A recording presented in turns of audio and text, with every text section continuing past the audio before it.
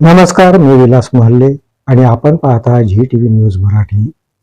IAS अधिकारी आदिबा अहमद यांना यवतमाळच्या घाटंजीमध्ये वीरराजे संभाजी पुरस्कार प्रदान करून सन्मानित करण्यात आलं. पुरस्कार सोहळ्याला आदिबा अहमद या उपस्थित राहू न शकल्यामुळे हा पुरस्कार आदिबा यांच्या वडिलांनी स्वीकारला. घाटंजी येथील शिवजयंती उत्सव समितीकडून आदिबा यांना वीरराजे संभाजी पुरस्काराची घोषणा करण्यात आली होती. शिवजयंती उत्सव सोहळ्यानिमित्त घाटंजी येथील शिवजयंती उत्सव समितीच्या वतीने शिवतीर्थावर विविध कार्यक्रमाचे आयोजन करण्यात आले होते. घाटंजी शहराचे नवनिर्वाचित नगराध्यक्ष परेश कारिया आणि नवनिर्वाचित नगरसेवकांचा शिवजयंती उत्सव समितीकडून यावेळी सत्कार करण्यात आला. शिवजयंती उत्सव समितीकडून दरवर्षी दिला जाणारा वीरराजे संभाजी पुरस्कार यावर्षी IAS अधिकारी आदिबा अहमद यांना जाहीर झाला होता. पुरस्कार सोहळ्याला आदिबा अहमद ह्या उपस्थित राहू न शकल्यामुळे हा पुरस्कार आदिबा यांच्या वडिलांनी स्वीकारला. आमदार प्राध्यापक राजू तोरसाम यांनी वीरराजे संभाजी पुरस्कार आदिबांच्या वडिलांना प्रदान केला. यावेळी शिवतीर्थावर घाटंजीकर जनतेने मोठ्या संख्येने हजेरी लावली. तापलेल्या जमिनीवर आईचे अश्रू पडतात आणि वडिलांचा घाम पडतो तेव्हा कुठे एक आदिबा ही IAS होते, असं मनोगत आदिबाच्या वडिलांनी यावेळी व्यक्त केलं. अपने चेहरे की उदासी को छुपाने के लिए, अपने चेहरे की उदासी को छुपाने के लिए अपने हर गम को जमाने से छुपाना होगा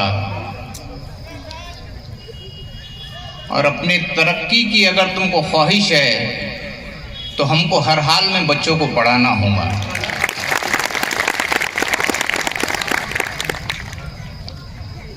बहुत सारी बातें तो राइस साहब ने बता दी है आपको. बस मैं शॉर्ट में इतना ही कहूँगा कि कोई भी अचीवमेंट, कोई भी सक्सेस इतना आसान नहीं होता. उसके पीछे बहुत बड़ा संघर्ष होता है. बहुत लंबा सफ़र तय कर वहाँ पहुँचना पड़ता है. आदिबा IAS कैसे बनती है? यहाँ आया तो कुछ लोग बता रहे थे कि कोई लोकल NGO बहुत ज़्यादा उसके वीडियोस वगैरह डालकर ये दावा कर रहे हैं कि हमने सपोर्ट किया है, हमने बनाया है. ऐसा नहीं होता है. संघर्ष की तपती हुई जमीन पर जब माँ के आंसू गिरते हैं, बाप का पसीना टपकता है, तब कहीं जाके एक आदिबा IAS बनती है. मनुष्याच्या कर्मात जी ताकद असते ती नशिबापेक्षाही मोठी असते, असं वक्तव्य आमदार प्राध्यापक राजू तोरसाम यांनी यावेळी केलं. म्हणून त्यांच्या संघर्षाचा काळ त्यांनाच माहिती. ज्याप्रमाणे त्या मुलीनं मेहनत घेतली, ती अल्पसंख्याक जरी असली तरी आपण पाहत असताना मनुष्याच्या कर्मामध्ये जी ताकद असते ती नशिबापेक्षाही मोठी असते. आपण वेळोवेळी आपण नशिबाला दोष देत असतो, माझ्या नशिबात हे नाही, माझ्या नशिबात ते नाही. आपण हा कधी प्रयत्न करत नाही की आपल्या कर्मात काय आहे. आपलं जर कर्म जर व्यवस्थित असेल आणि आपल्या कर्मात जर दम असेल तर कुठलाही यश आपण खेचून आणू शकतो. हे त्या अभिधानं या ठिकाणी सिद्ध केलं. आणि पहिला दुसरा तिसरा टर्म आणि शेवटला लास्ट टर्म मध्ये तिने यश मिळवलं. ते यश मिळवताना जर आधीचे 3 टर्म जर बघितले तर ते आपण आज त्यांचा जो बहुमानाने सत्कार झाला तो त्यांना त्यांच्या नशिबी नसता, परंतु सातत्य हे यशाची गुरुकिल्ली आहे. आणि म्हणून मेहनत करणाऱ्या व्यक्तीला कुठेही अपयश मिळत नाही. असं यश सर्वांना मिळो अशी सदिच्छा या ठिकाणी व्यक्त करतो. शिवजयंती उत्सव सोहळ्यानिमित्त घाटंजी येथील शिवतीर्थावर चला हवा येऊ द्या या लोकप्रिय टीव्ही मालिकाचे भारत गणेशपुरे आणि त्यांच्या टीमने हजेरी लावून घाटंजीकरांचं मनोरंजन केलं.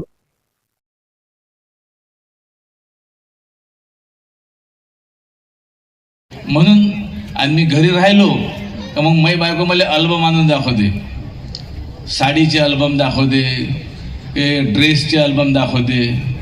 मी परेशान होऊन जातो. आमच्या घरी ते ॲमेझॉन नावाची गोष्ट आहे. आजकाल तुम्हाला माहिती आहे काय झालं, आजकाल प्रॉब्लेम असा झाला की आपल्याला गरज आहे म्हणून कपडे घेत नाही आपण. मी म्हणलं का आता तर घेतली तुझ्या साडी, नाही म्हणते आता ऑफर चालू आहे म्हणते. ऑफर आपल्याला ऑफर आहे म्हणून आपण आता आपण आपली परिस्थिती अशी झाली की ऑफर आहे म्हणून आपण खरेदी करून राहिलो. म्हणजे 3वर 1 फ्री, 2वर 3 फ्री. आपल्याला गरज असते एकाच कपड्याची, पण आपण 3 फ्री म्हणून घेऊन टाकतो. ते काय मूर्ख आहेत का फ्री द्यायला, पण ते आपल्याला लक्ष देत नाही, पण चालू असते. पण बायकोचं म्हणजे कसं, बायकोचं वर्चस्व जास्त राहते. असंच होतं मला हल्ली. एखादी गोष्ट ना मोठ्या उत्साहाने करावीशी वाटते आणि लगेच ते मला नकोशी वाटते. असं का? मग काल आपण दुकानात तुझ्यासाठी साड्या आणायला गेलो, तेव्हा नाही वाटलं हो तुला असं एक सांगून 4 साड्या घेतल्या तुला? हो तेच ना. अहो एक साडी घ्यायला गेली आणि लगेच मला नकोसं वाटायला लागलं. म्हणूनच तर मी 4 साड्या घेतले आणि त्याही मला नकोशा वाटायला लागल्या. म्हणूनच तर सरळ दुकानाच्या बाहेर चाललेली मी. नाही नाही नाही नाही, म्हणून नाही आली तू दुकानाच्या बाहेर. मग इले माया बहिणीसाठी एक साडी घे म्हटलं, तवा हिनं खरेदी बंद केली. जीवावर आली हिच्या, तवा ही दुकानाच्या बाहेर आली. या बातमीपत्रात इथेच थांबतो. परत भेटूया नवीन बातमीपत्रात. तोपर्यंत पाहत राहा GTV न्यूज मराठी. नमस्कार.